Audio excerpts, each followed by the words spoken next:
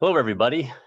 I'm Tim Giroux. I'm a dentist that has been the owner of Western Practice Sales for the last 20 years. And we are the ADS representative for Northern California and Nevada and Arizona. So we're going to jump right into our topic here real quickly. And as far as DSOs, and basically the question was, do they really work for sellers and young dentists? Essentially, the DSOs are here to stay. So, oh,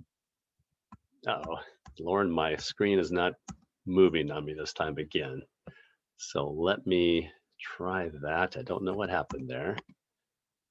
Okay. All right. That's always frustrating. We tested this out before we started, and it's not going for us here. Let's see. Let me try this. Share screen. I apologize, everybody. We're still not getting that to move. Okay.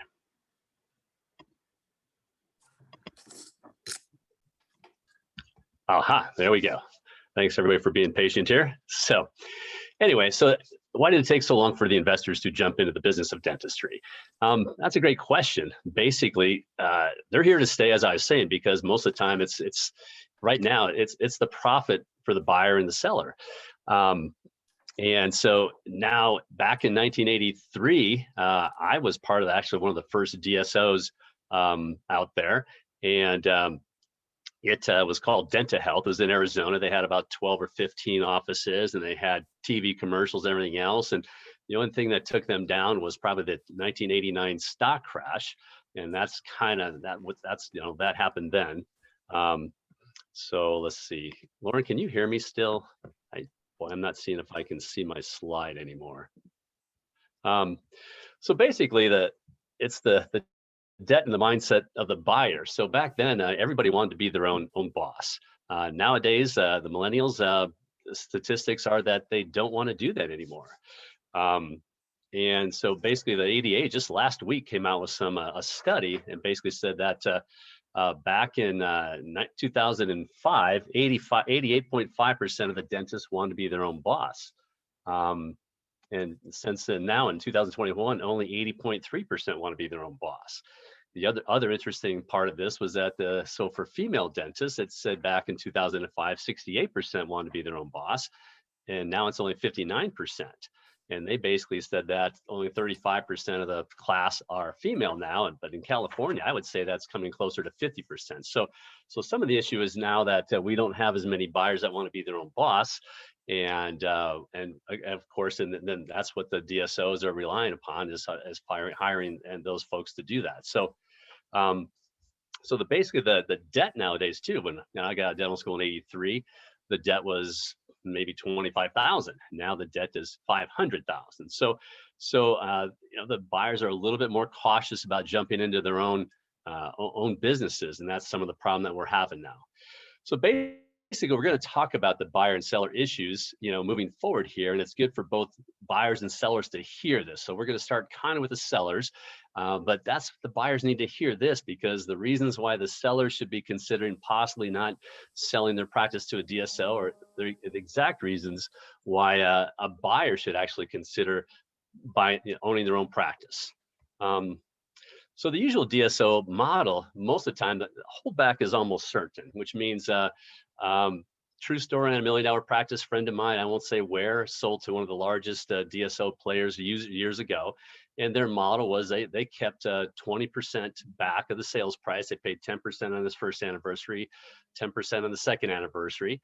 And they hired him as an associate and started out somewhere around 25% of collections. And if he got to a certain number, he would basically earn 28% of his collections. So think about this. So the whole thing is that he had about $1 million practice. So we'll keep the numbers kind of easy, but that was exactly the number. And his normal cash flow in that practice, let's say, was $375,000. Well, if you think about that, his dental to hygiene production, most of the time our practices are about 25% hygiene. So that means he produced $750,000 on his own two hands. And $250,000 was from the hygienist. Well, so basically, when he went to work for the DSO, he worked at 28% of his $750,000. So that's $210,000. So that's again completely taxed. And so that $200,000 salary he made was completely taxed compared to his $375,000 that he was actually cash flowing. And then he could hide some of those expenses as that's why part of the reason why you own your own business. So as an owner, if you think about it, he made $375,000 of his 750. So he was actually taking home really 50% of his own to handwork, if you want to look at it that way, because the hygiene provided this profit. So if you do the math, for 2 years there, he could have made $375,000 a year, but he made 210. That's $165,000 left on the table each year.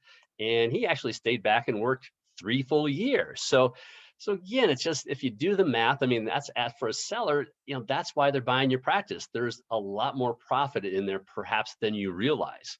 So that, the debt service, even on the debt service for a new buyer, so we'll get into that. So the buyer, if you own this practice, instead of getting paid $210,000 as an associate, you have an extra $165,000 essentially to pay off your school loans. Well, let's not quite, because even with your debt service, the interest on that might be 25,000, but it might be $80,000 including principal. That's still $85,000 left over every year to pay off your school loans. Well, guess what? Doesn't that sound like the quickest way to pay off your school loans? So, the choice is clear, if you ask me, for buyer or seller.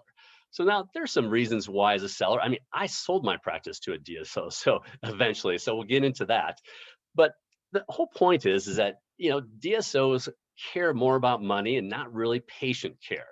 Um, that's kind of in general, it's a business compared to a profession. So once you give up the control, it's no longer a profession. Now, you know, in my experience, my DSO came in and changed my software right off the bat, had me sign up for a bunch of PPO plans. There was not this whole story about they're going to make my life easier, because they're going to take over my HR and pay off my payroll. That didn't really happen. What really happened is that I, basically had more headaches with all these little moving parts that came into it. Eventually it worked out okay. But at first it was actually kind of more problem than it was, previous to that. So it's, the MBAs are running the show, and not the dentist. And the other part of this, if you're thinking of selling your practice to a DSO as a seller right now, those DSO contracts and the due diligence, sometimes some of these contracts are put together by these, I'm going to just say, it's not a bad joke or anything, but like a New York-based attorney that's used to M&As. I mean, most of our contracts are pretty straightforward in a dental, and they're covering most of the dental issues that you need. Most brokers kind of provide contracts, or your local dental attorney. Sometimes that DSO contract, you can't even, I've been reading contracts for 20 years on dental practice sales. I can pick up some of these DSO contracts. I can't even understand one paragraph out of the entire contract. And it's exhausting. And sometimes their due diligence requests are exhausting. So it's not quite as easy as you think. Ultimately, my experience worked for me. So I'm not going to say sometimes it does work. I was able to move to California. Once I did that, I went back and I worked 3 days a week, and it provided me this income. And once I disconnected from being the day-to-day boss, I did actually enjoy my dentistry. So I'm not going to say it was all bad. I mean, it really worked for me for what I needed to do to move to California. And still, I was only 43 or so. So I still needed to have some income and feed my family. So it was a great transition for what I needed it to do at the time. I was also able to pick somebody from my alma mater, Creighton, who was the next dentist that came in. And so the patient care I was trusting, it went pretty well for a couple of years. But then when he left, kind of all bets were off. But that's my own experience, and they all can be different. So the thing is, the broker, a lot of times they're trying to reach out to you, the DSOs, directly. All kind of, you're getting mail and everything else. Contact us. We're going to pay you more for your practice. You don't have to pay that broker. But the broker brings competition. We can try to get you a better fit. That's the whole point, and that's not always the case. But we basically are trying to do what's best for you and see. Sometimes your EBITDA is going to be better, and you're going to get paid more from a from a DSO, possibly. If your hygiene department is really productive and your cash flow is really strong, sometimes the EBITDA number that a DSO pay will be more than what you get on a regular private practice sale. Guess what? Your broker's going to be your local broker is going to be the best guy to be able to tell you that. The DSOs claim that your 2 to 3 work back will be without owner headaches. I think I went into that. That's not the case. You're going to have some headaches, and like I said, you're going to give up quite a bit of salary for that. So again, I would always say I'm a fan of brokers now. I wasn't as a dentist. I think you should always bring in your own broker, and he's going to guide you. And if there is a DSO out there that is going to have a better fit for you, and perhaps you'll get more money on the actual sale, even though you're giving up a little money on the other side when you're working back for them. Maybe it's a wash, but your broker is going to have a better idea of how that might help work for you. So again, our past president of ADS Transitions, Frank Brown, he's going to be publishing an article soon with ADS, and so you'll see that, and you'll get an email blitz for that. He gets into more of these things a little deeper, but all these things are, so the stories the DSOs are telling you as a seller, yes, some of that can be true, but I think the best way is consult your broker and kind of see if that really makes sense for you. If your practice isn't $1 million practice with 6 ops, they're generally not, they're not really that interested either, to be honest with you. So the buyer aspects, and the sellers, I think you still need to stay on to hear this, because basically part of what's changing as a seller is what's going on in the marketplace. And the marketplace is interesting because, even though we have more graduates coming out of dental school now, they went down and came back up. Like I said, they're not as interested. More of them are female. They tend not to want to be owners because they want to raise families, and they think, getting a job with corporate works better. But either way, it's a great way to start fresh out of school. Like I said, I did. So I was on both sides of this. I worked as an associate right out of school for a DSO. And I ended up selling to a DSO, a major, one that actually was out of Denver that had a public offering, and they wrote me a nice check. And so I've been there, I've done this. And also here I am. It sounds like I'm not anti-DSO. I'm just trying to tell you it's not for everybody, and you need to know kind of the pros and cons of both sides. So for a buyer, yeah, when you get out of dental school, sometimes a DSO, or at least a busy practice, is the best way for you to hone your skills, see if you're a good producer. And then, basically from that point on, it should only take you a year and a half, 2 years max to kind of understand, where you at as far as, can you do this on your own? Can you do the dentistry if you have a patient in the chair? Takes a little while. You might think you know everything out of dental school, but believe me, you don't. That's why they call this the practice of dentistry. So basically the reason DSOs exist is for the profit. Like I said, you can make almost twice as much money, or at least 40% more, if you did the same amount of dentistry if you own it. So basically, like I said, it takes 18 to 24 months for your speed and skill set, production levels. And then from that point on, you want to kind of decide if you want to be an owner. Yeah, are there headaches with being an owner? Of course there are. The problem we have here is there's too many cooks in the kitchen right now. You have so much more available to you. The Google, you have podcasts, they're teaching you in school to have this team approach. The problem with that, and let me go forward, see if that, I'm not trying to say you don't need to do your due diligence. Of course you do. But the biggest issue on that is what I call the $1 million question. I might be getting ahead of myself. I am, but basically, let me get into that. So the whole point is the $1 million question is for buyers, what am I going to be able to do with this patient base? So any of these practices that you have, you need to do due diligence, because this would be a true story. You could sit a patient down between me. I don't know if I told you, my wife's a dentist. My daughter just got out of dental school 4 years ago. Side note, the good thing about that is I had her get the Navy scholarship, so she's debt free. That was amazing. She married one of her classmates. So I got 4 dentists in the family still. We could put all 4 of us together with classmates and friends, put a patient between us, and did a treatment plan. Well, guess what?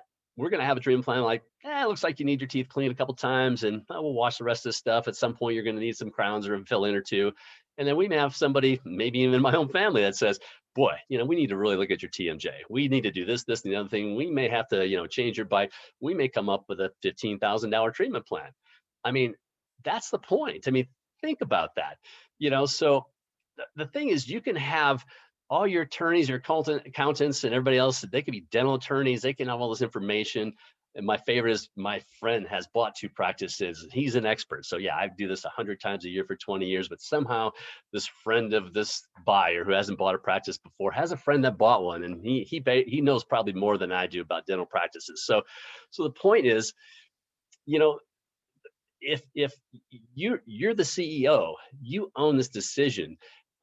If you're more of an aggressive and you have skill sets like Invisalign, molar endo, you like doing extractions, you might be able to you might be able to double the size of any practice. If you're a little more conservative, I mean, the best thing is to buy a practice from more of a conservative dentist, but who can figure that out? Only you. You're the only one that can figure that out, because us dentists, we all think we're Goldilocks. We all think that whatever we diagnose, I mean, we think we're doing everything correct. We think we're doing everything for the best interest of the patient. All you sellers, you think that everything that you put out there is that's the way it should be. We're all different. And so, but the problem is that all your consultants, when let's give a hypothetical. Let's say we have a dentist that overdiagnoses and he just knows how to get every dollar out of every patient. It's amazing. Well, guess what? The banker, the accountant, the consultant, the attorney, all these people that I'm talking about that are on your team that you're paying all this money to, they look at that, they say, wow, what a great practice. Well, that might be the biggest disaster you ever get into, but it looks great on paper. Are we starting to catch what I'm trying to say here? So what drives me nuts is that you need to own your decision making. You need to be only you are knowing what if the porridge is just right, because the porridge is all different mixes. We're all different. You have to decide that, and your consultants can't tell you that. So my other thing is, buy the largest practice you can based on your own production levels. And the point here is, at interest rates at 4% or even less right now, you start doing the math and you start doing the cash flow. And let's say you find that practice that you can either equal, maybe it's a little down, maybe maybe you can produce more. The whole point is you have to kind of figure out on that, whether it's a Delta dental issue, whether you can make up for Delta dental issue on all this other dental work you can do, whether you just go out of network and better fee schedule. Those are your decisions. I mean, your consultants can kind of help you out with that with a little bit, but the bottom line is that I can assure you, if you're doing $50,000 in your own 2 hands on dentistry, which is $600,000 a year, your practice would have at least $200,000 worth of hygiene. I mean, you're capable of buying an $800,000 gross receipt practice, and do the math any way you want. The bigger the practice you buy, the more profit you're going to have over at the end of the day. So if you think a great deal is to buy this little piece of junk somewhere, and believe me, I've got to sell all kinds of those. So I still want to sell those, but I'm trying to tell you what my best advice is to you and my daughter and my son-in-law. Buy the biggest practice that based on your own production levels. Again, if you just think about that, scratch starts cost $500,000 now for maybe 2 to 3 operatories. And that's minimal. And then you got to borrow working capital. And so you start thinking about what that costs to do a scratch start compared to $500,000 will buy you that practice that's doing $700 a year already. That's cash flowing, whatever, 30%, $20,000 a month from day one, minus a little bit of your debt service again. But just, it doesn't take long to figure this out, that the best thing you can do is buy the practice that's right for you. Yes, don't get me wrong. You need to, I know somebody's going to call their attorney today or their consultant or accountant and say, oh, Tim Giroux said you don't need any of those people to do your due diligence. I'm not saying that, but I am saying that you have to be the CEO. You're the one that makes the best decision. Of course, your attorney, you need a good contract. You need a good lease. Your accountant has to look at the numbers, confirm what the broker gave you. The lender's going to look at your numbers, confirm that. The consultant, I think, is better after the fact. And you've never run a business. They can help you set up your systems. I think they're a better asset for you after the sale, along with the accountants. They can help you run your business better. Once you buy a practice, you could have had the best attorney in the world. Hopefully you just take that contract, throw it in a drawer, never to see it again. So again, the point is, you are the CEO. You probably are smarter than all these people you're asking information for. Filter out the noise, filter out what doesn't make sense. Because interestingly enough, these practices all sell within 10% of whatever it is. If your local market's 70% or 80% of collections, whatever it is, they sell within, so they're going to sell within 65 to 75, if 70 is a number. I mean, again, it's not the price, it's what you're going to do, the $1 million question, what you're going to do with that patient base. So it drives me crazy, this team approach where, I mean, analyze to paralyze. My buyers can hardly make a decision anymore because they have 5 team members that they're paying thousands of dollars to help them out with this. So current market conditions. Well, I meant to say, if you basically have some questions, obviously this is a one-way presentation. You have the chat button there. The chat button is to go ahead and put in any questions that you have, and we're going to address those once we get done with this. Like I said, we had a lot of information to get through today, so I kind of went through that pretty quickly. So please go ahead and just email me some questions. We'll go over that. So the issue, we kind of touched a little bit on the current market conditions. I think my big, obviously, COVID. The banks now are looking at 2021. For the most part, most of our practices matched what they did in 2019. Of course, 2020 is thrown out the window. I mean, depending on if you furloughed your employees, whether or you just paid them, or what you did, if you're shut down for 6 weeks, 8 weeks. Some areas basically had more issues. I still have some practices where the waiting room is smaller. They still are keeping the patients out in the car before they come in. Other practices, you can see that around you. There's parts of California where they threw off the mask months ago, and there's parts of California where they're still wearing masks outdoors, walking on the beach, with an ocean breeze. I won't get into it, but obviously depends where you're at. So basically everybody's a little bit different, but for the most part, this is for the sellers. Your practice is going to be based on what you did for me lately, and it's always been that way. If you had your best year last year and 70% of the number, they're going to be happy to give you 70% of that number plus working capital for the buyer, things like that. If you went down, they're going to still want to see that. Why, is there a reason it's down a little bit compared to 19? I mean, can you give me a good narrative? Hey, the next couple of months, we're hopefully past this COVID thing. Are we back to a little bit normal for 3 months? And so the current market conditions are interesting because of that. And I think obviously that made our buyers a little more tentative. And so our buyer pool has been going down. But again, that's been going down, as far as I'm concerned, for a couple of years, because the millennial kind of mindset doesn't mind working for somebody else, wants to know when their vacation is, and also the fact that they're scared. They got $500,000 in debt, so they haven't quite figured out. But the point is, after a year and a half, 2 years, I'm trying to say, you can see the best way to pay that debt down is to own your own practice. So again, those are my takeaways. Now the conditions, I think, in my opinion, we're having less buyers. We were having less buyers before. If I had an open house at a hot area at 40 people 5 years ago, even 2 years ago before COVID, I might get 20, now I might get 10. Those hot areas are always going to sell, and they're still selling for some premiums. But obviously you can kind of tell it's all about supply demand.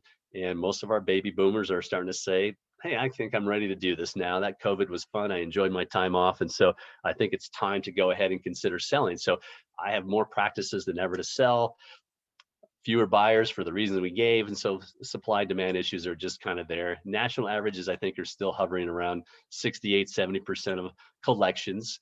But it's all different. Obviously every area is a little bit different on that. Obviously profit is more important than collections, and that's harder to dive into. But that's my read on the current market conditions right now.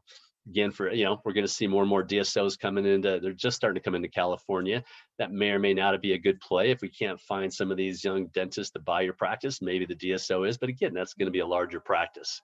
So again, I still think, my takeaway on this is the local broker is so important, whether you're thinking of DSO, whether you're locally. And I'm going to stress that local broker, has a database of the local buyers, and I'm talking regional.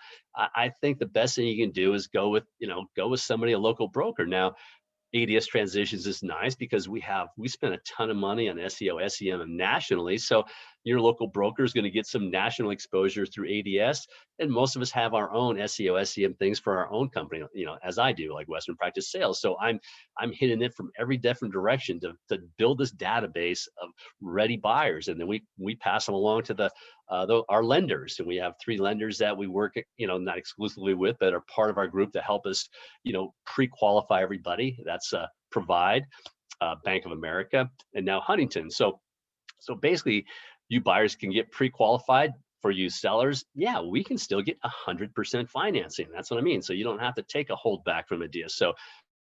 We can get you 100% financing, sometimes at higher levels than even those percentages, just because it depends on the cash flow. So again, the money's out there, 3.5% or less right now, 100% financing.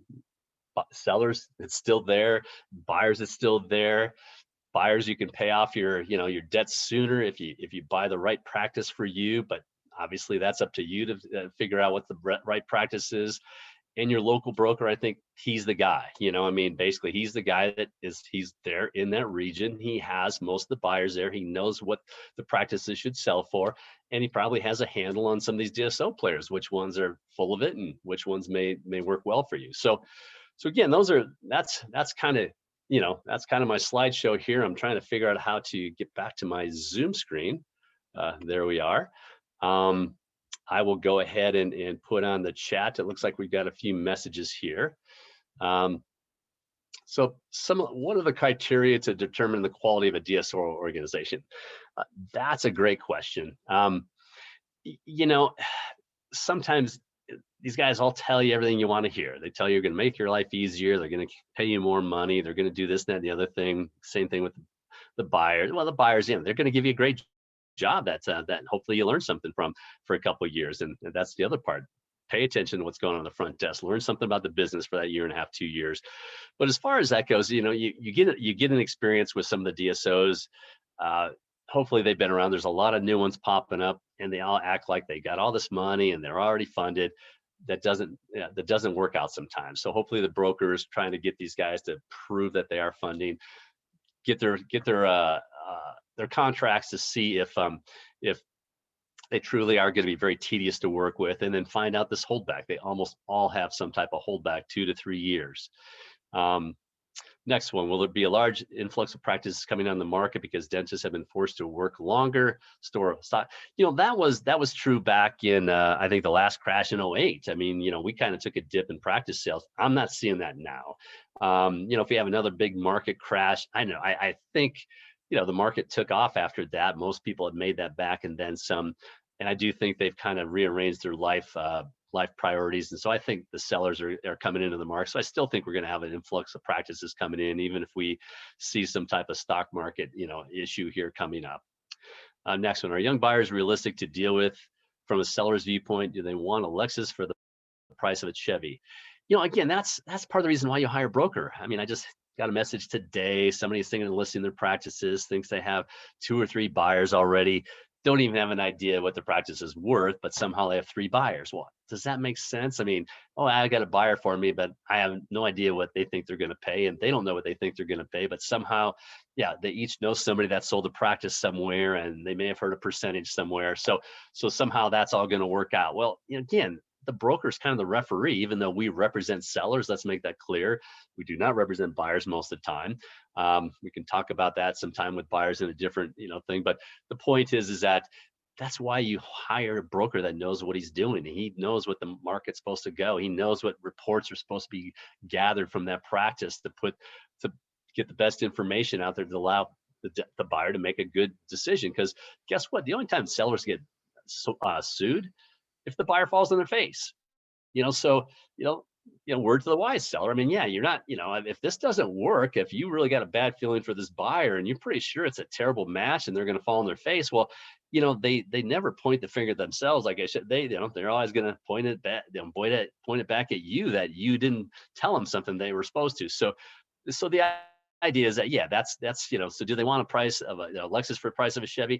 Sometimes, but if they're working with a broker that knows what they're doing, then they're going to see that these things, like I said, they're all priced within about 10% range of these metrics that we have for a given neighborhood. Essentially, that neighborhood could be different.